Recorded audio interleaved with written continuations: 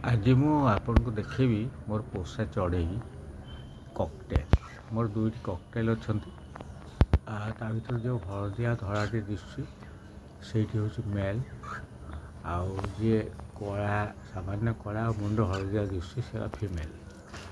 मैंने मो घरे था बहुत एंटरटेनमेंट दिखती मत सी आराम रे पूरा बोबाती सकाल सकाल बोबाती आउ बोबेला बेले गीत गाइला भाया शोभे मु चना दिए